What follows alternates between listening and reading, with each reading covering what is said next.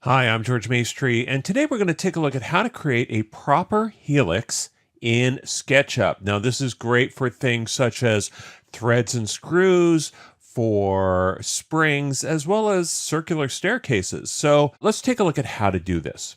Now, before we get started, I will need to have one extension installed, and that's an extension that will weld multiple curves together. Now, there are a couple of those in the warehouse. I'm using one called Weld with a capital W, and if you want, you can use that one, or if you have another tool you can use, go ahead and use that. So the first thing we need to do is we need to actually draw a polygonal object. So I'm going to select polygon and I'm going to create 24 sides.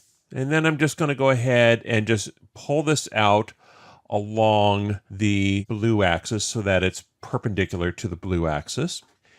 And then I'm going to pull that up into an object.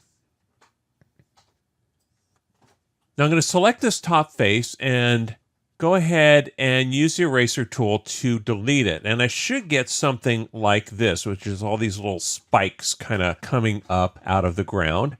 And what we're going to do is we're going to angle these a specific amount, and then we're going to copy them to actually create 24 helixes. And we're going to take one of those and turn it into the helix that we want. Now, before we do this, I want to draw a guideline that is vertical. So I'm going to take my tape measure tool. I'm going to left click and drag along the blue axis so I have this vertical line. And that's going to be my reference for my next task. And that is to select all of these little spikes here. And then I'm going to shift deselect my guide. And now I'm going to rotate this. So I'm going to rotate along blue and watch what happens. When I rotate these, they go at an angle, which is really neat. And that's the key to making this spiral. So I want to go until the top part of one of these actually touches that guideline. And you'll see it kind of snaps. Now the angle of this should be somewhere around 15 degrees. And when I do that, you'll see I have all of these little guides.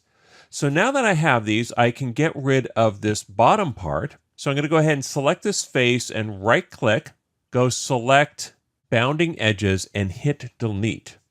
So now all I have are these, and I can also delete the guideline.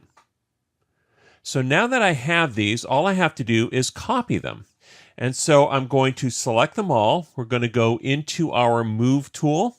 And I'm going to hold down the control key to do a duplicate that up, and I want to snap it to the endpoint that is directly above it.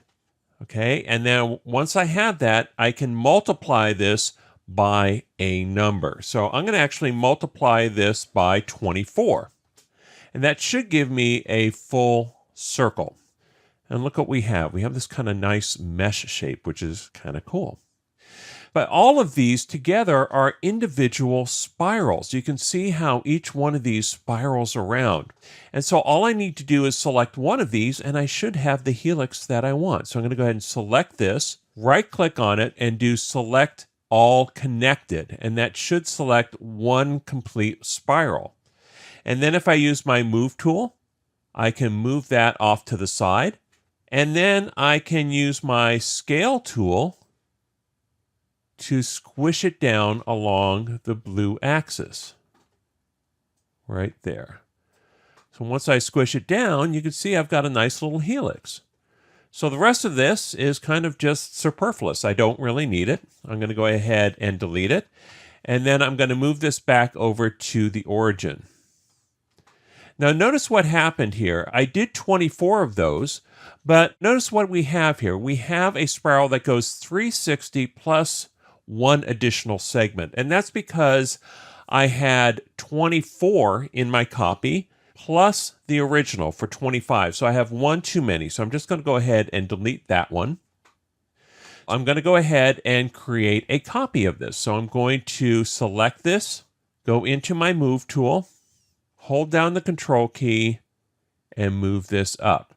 Now, if I want, I can do multiples of this just by hitting the times sign and a number. So I'm going to do times 3, hit enter. So now I've got 3 of these, and I've got a helix.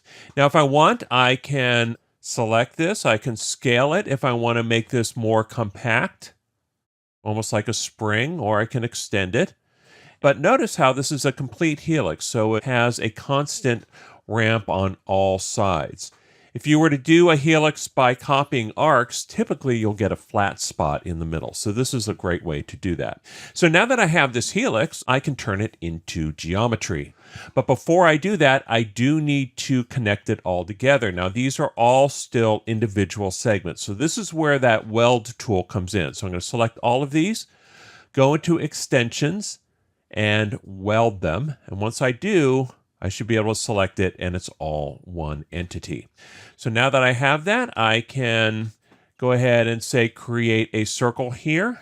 Go ahead and snap to red by hitting the right arrow. Pull that out. Select my curve, tools, follow me, and select this face. Boom. So now I have geometry that is a helix. So this looks a lot like a spring, but as you can see, we can use this for creating all sorts of helical structures.